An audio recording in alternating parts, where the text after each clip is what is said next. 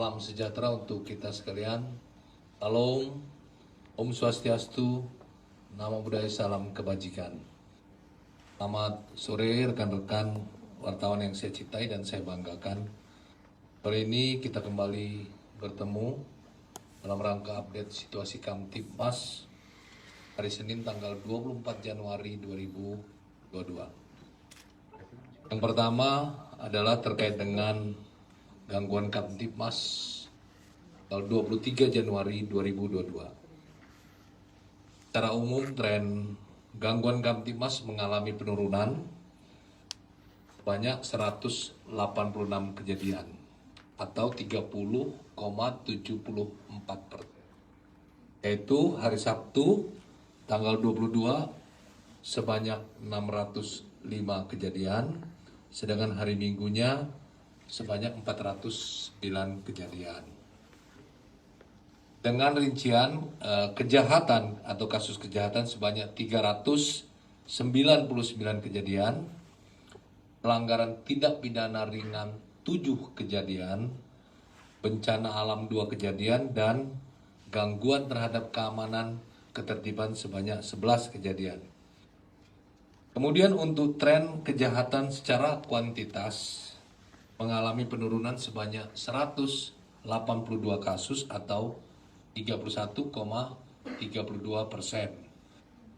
Pada hari Sabtu 22 Januari 2022 sebanyak 581 kasus, sedangkan hari Minggunya sebanyak 399 kasus. Bila dilihat dari data tren jenis kejahatan yang menjadi catatan kepolisian, ada 5 kasus kejahatan yang jumlah kejadiannya tertinggi. Antara lain 1, pencurian dengan pemberatan sebanyak 54 kasus, curanmor R2 sebanyak 19 kasus, yang ketiga penggelapan sebanyak 17 kasus, yang keempat narkotika 9 kasus, dan yang kelima penganiayaan berat atau anirat sebanyak 8 kasus. Sedangkan terkait dengan data kecelakaan lalu lintas, jumlah kecelakaan yang terjadi sebanyak 60 kejadian dengan rincian korban meninggal dunia 17 orang, korban luka berat 5 orang, korban luka ringan 63 orang, sedangkan kerugian material sebesar Rp106.399.000. Sedangkan untuk jumlah pelanggaran lalu lintas 80 kejadian dengan penindakan tilang 50 kejadian, sedangkan teguran 30 kejadian. Kemudian yang kedua terkait dengan adanya ledakan di dalam tangkahan beringin atau tempat bersandarnya kapal nelayan. Kami sampaikan bahwa kejadian hari Senin tanggal 24 Januari 2022 pukul 09.30 terjadi ledakan di dalam tangkahan beringin. Jadi bahasanya itu di sana tangkahan beringin atau tempat bersandarnya kapal nelayan penangkap ikan yang terjadi di Kelurahan Pancuran Bambu, Kecamatan Sibolga, Tambas, Kota Sibolga. Kronologisnya ini diawali dengan adanya informasi dari 2 orang saksi atas nama F, 29 tahun, dan D, 27 tahun, selaku karyawan tangkahan beringin. Dia menyampaikan terjadinya ledakan berasal dari ruangan kantor tangkahan beringin yang dikelola oleh saudara AH, 43 tahun. Akibat dari ledakan tersebut, 3 unit rumah dan 1 kantor tangkahan beringin berbahan kayu mengalami rusak berat. Sampai dengan saat ini, ledakan masih dalam penyelidikan pihak Polres Sibolga dan untuk sementara diduga berasal dari sisa bom ikan. Akibat peristiwa tersebut, 3 orang mengalami luka-luka dan masih dalam perawatan di RSU Dr. F.L. Tobing Sibolga. Atas nama Saudara T, 28 tahun, yang kedua Saudara B, 42 tahun, dan Saudara Z, 40 tahun. Kemudian yang ketiga terkait dengan pelaporan terhadap Saudara EM terkait dengan pencemaran nama baik yang terjadi di Samarinda, Kalimantan Timur. Dalam hal ini pihak Polda Kalimantan Timur telah menerima laporan dan telah menuangkannya dalam laporan polisi dengan nopol LP _B _21 _1 Romawi _22 2022 SPKT Polda Kaltim tanggal 24 Januari 2022 dengan pelapor Saudara STR berasal dari Perpedayak atau Persatuan Pemuda Dayak. Pelapor dan teman-teman terdiri dari pemuda lintas agama yang berasal dari GP Ansor, GMKI, Pemuda Muhammadiyah, Pemuda Katolik dan Hindu di Provinsi Kalimantan Timur. Itu terkait dengan pelaporan terhadap Saudara EM.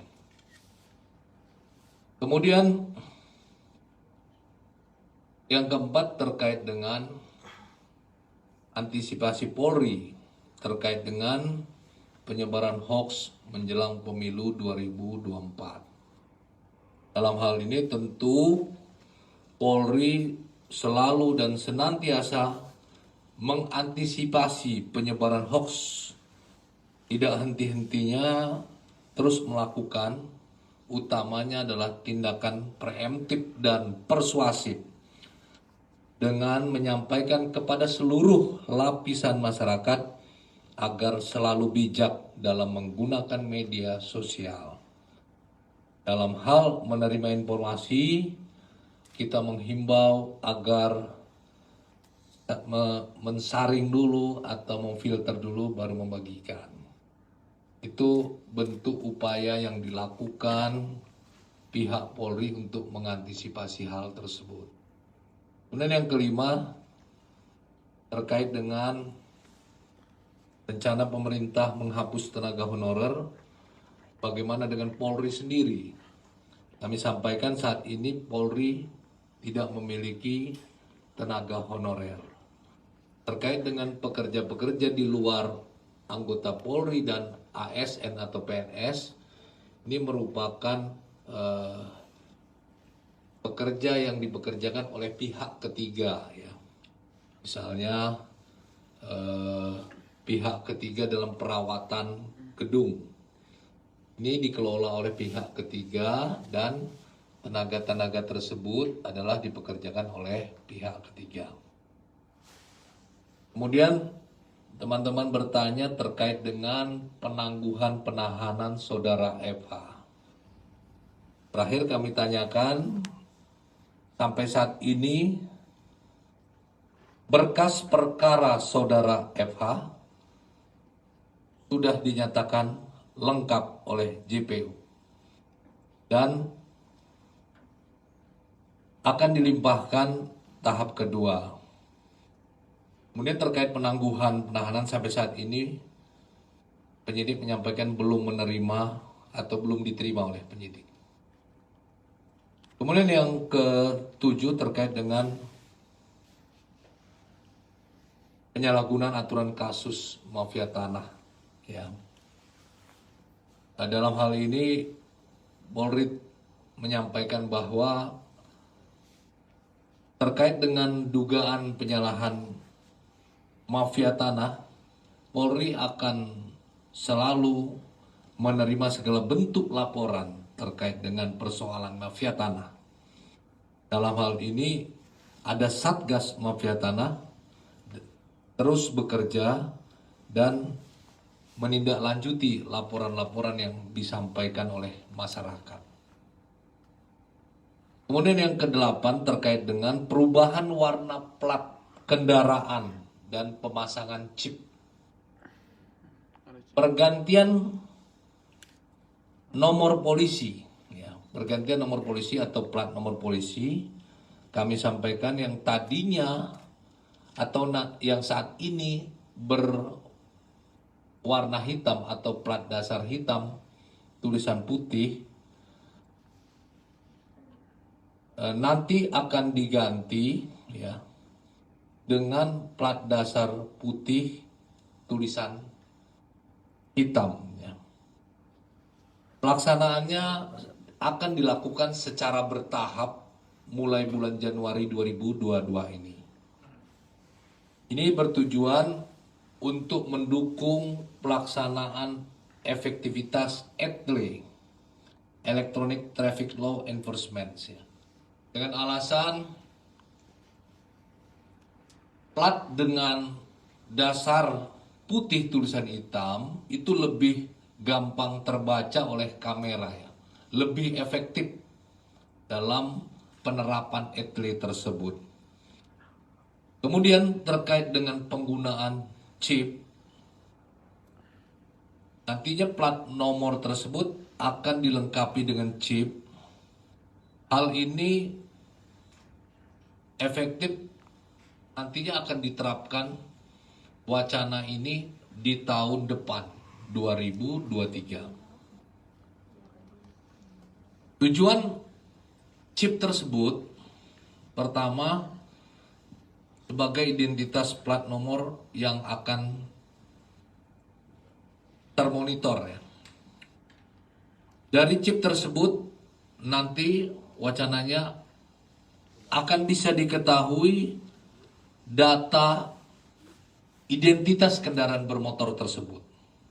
Kemudian data kendaraan tersebut pernah melakukan pelanggaran atau dari aspek penegakan hukum dapat terdata pelanggaran hukumnya. Kemudian wacana juga dengan chip tersebut nanti bisa diintegrasikan untuk pembayaran tol dan parkir. Ya. Ini wacana chip, ya, di plat nomor tersebut wacananya tahun depan, tahun 2023. Sedangkan plat nomor, perubahan plat nomor itu di tahun 2022. Penggunaan plat nomor tersebut, sekali lagi, dia akan bertahap, diprioritaskan untuk plat nomor yang perpanjangan jatuh tempo 5 tahun dan bagi kendaraan baru. Kemudian yang ke-9 terkait dengan kelangkaan minyak goreng. Kita ketahui bersama bahwa Polri dalam hal ini, Satgas Pangan, sudah dan terus melakukan monitoring dengan kegiatan pengecekan ketersediaan stok, kemudian melakukan interview wawasan manajer di toko terkait respon dan kebijakan toko dengan adanya program pemerintah. Kemudian melakukan monitoring observasi aktivitas konsumen yang membeli dan tidak ditemukan antrian atau juga aksi borong. Kemudian yang keempat, penyelidikan bila mana ada informasi kelangkaan stok, aksi borong, dan penimbunan akan dilakukan. Hasil yang didapat, yang pertama, berdasarkan hasil pengecekan minyak goreng dan gula pasir di wilayah Jabodetabek, Serang dan sekitarnya, Jawa Barat, Jawa Tengah, Jawa Timur, DIY, Aceh, Babel, Sumsel, Kalteng, Bali, dan Sulut, didapati bahwa ketersediaan stok aman. Distribusi minyak goreng program pemerintah dan gula pasir lancar. Harga mengikuti harga eceran tertinggi sesuai arahan pemerintah, yakni minyak goreng kemasan satu harga 14.000 per liter, gula pasir 12.500 per kilogram. Tidak ditemukan aksi borong dan antrian dalam pembelian minyak goreng kemasan dan gula pasir. Rencana tindak lanjut dari Satgas Pangan Pusat dan Daerah akan terus berkoordinasi dengan Kementerian Perdagangan RI, produsen dan distributor, agar produsen tetap berproduksi sesuai dengan kapasitas produksi yang dimiliki dengan harga 14.500 per liter dan gula pasir dengan harga 12.500 per kilogram. Kemudian 2, melaksanakan koordinasi dengan Kementerian Perdagangan RI guna menetapkan dan melaksanakan skema pembayaran selisih harga dengan baik dan cepat, sehingga program pemerintah dapat berjalan dengan lancar dan kepentingan pelaku usaha juga terakomodir dengan baik, sehingga ketersediaan aman, distribusi lancar, dan harga minyak goreng terjangkau oleh masyarakat. Kemudian 3, melakukan monitoring dan pengawasan secara berkelanjutan, mulai dari produksi, distribusi, dan penjualan di seluruh wilayah. Yang keempat, melakukan penyelidikan jika ditemukan adanya aksi borong dan penimbunan minyak goreng. Baik, rekan-rekan, itu yang kami sampaikan pada sore hari ini. Terima kasih atas perhatiannya. Wassalamualaikum warahmatullahi wabarakatuh. Ada pertanyaan? Udah jelas mungkin ya? Oh, belum jelas. Soal FH, Pak. Akan tadi berkasnya sudah lengkap. Rencana untuk tahap 2-nya kapan, Pak? Segera. Dalam waktu Ya. dekat ya? Ya. Itu kita akan segera menyampaikan tahap 2. Pelimpahan tahap pertamanya di kapan dilakukan, Pak? Tunggu ya, tunggu pelan-pelan.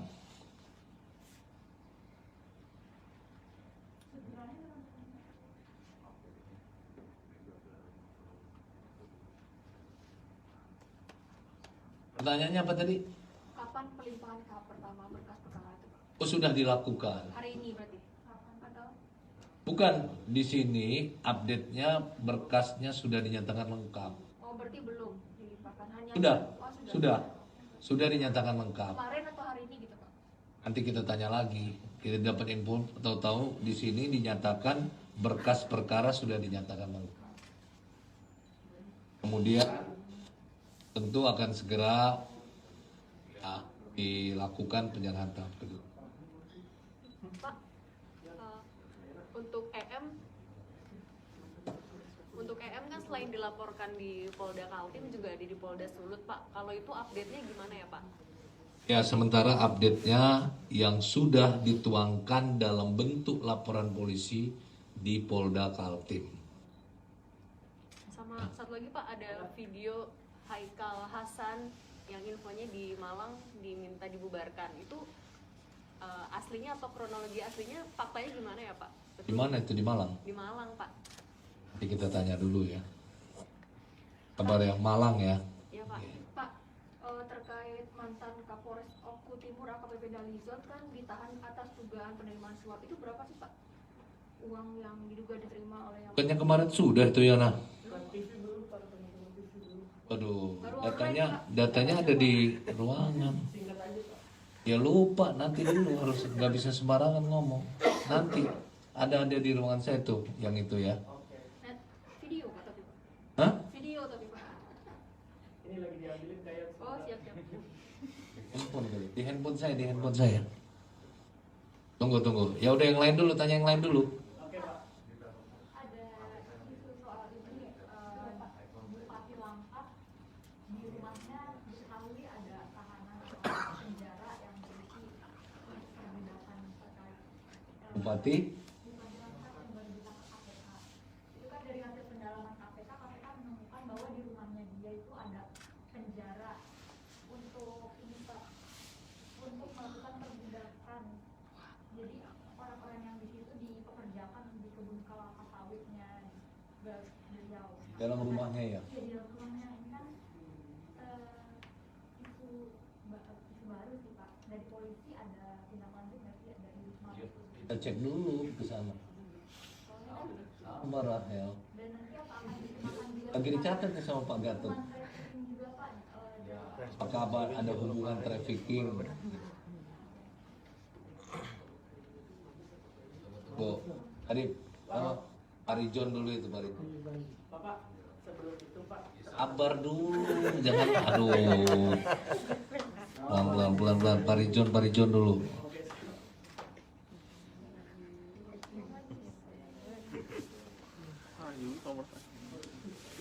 Satu belum kejawab, udah nanya lagi.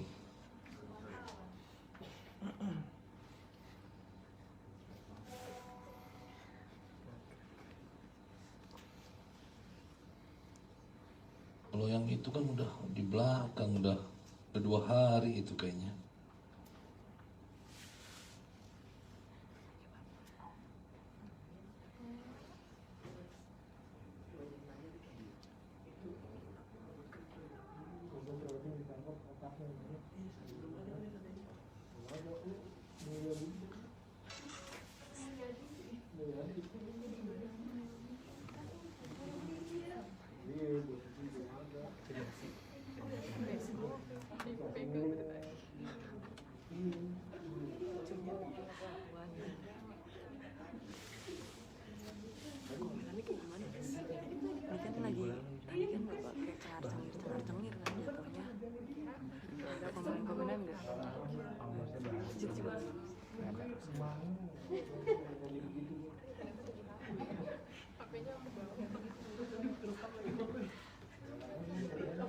Ini nih kayaknya.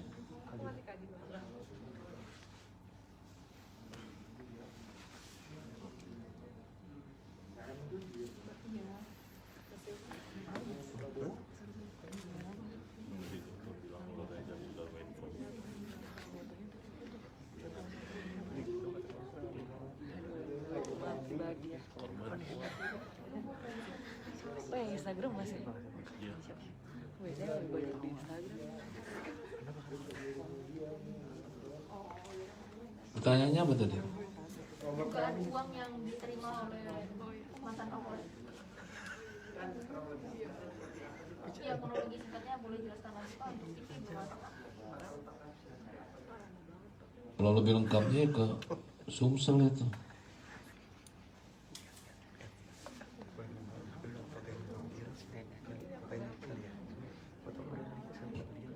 Tahu singkat aja.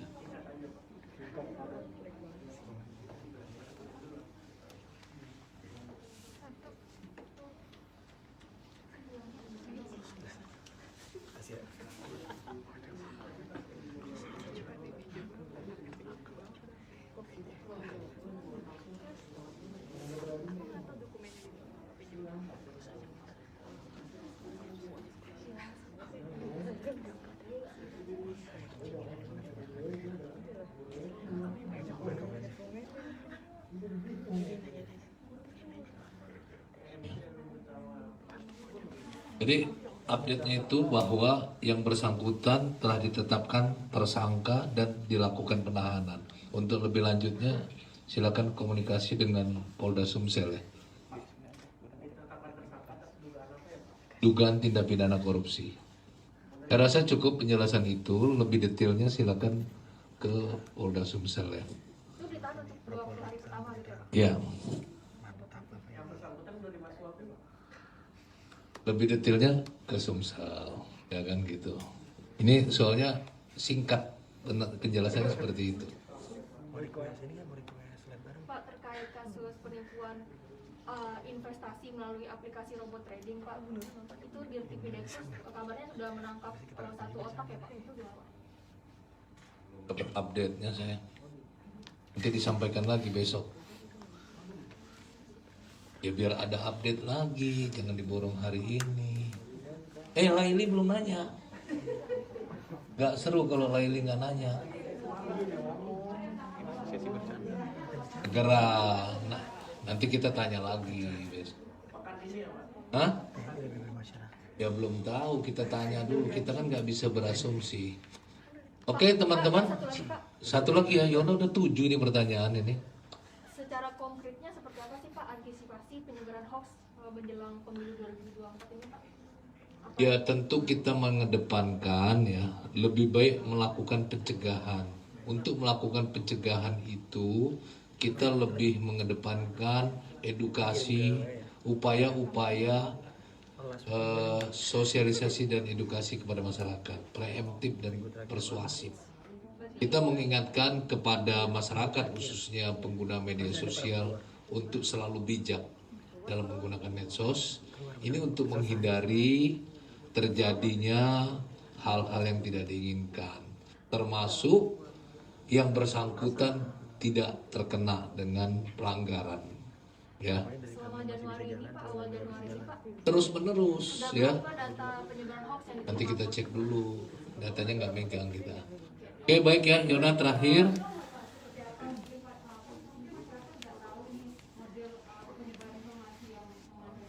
Ya kita melakukan edukasi baik dunia nyata maupun dunia maya ya. Bagi anggota di lapangan kita bisa menggunakan Babin Kamtibmas, Bimas. Kemudian kalau dunia maya kita menggunakan akun-akun yang dimiliki Polri, akun Mabes, akun Polda untuk mengingatkan hal tersebut kepada masyarakat. model ujarannya mungkin yang perlu dihindari hoax seperti apa, atau mungkin kayak mengatakan Penyebaran berita bohong, nah itu harus dihindari. Ujaran kebencian, kan? Kita menyampaikan beberapa kasus ya yang melibatkan orang-orang terkena ujaran kebencian, berita bohong.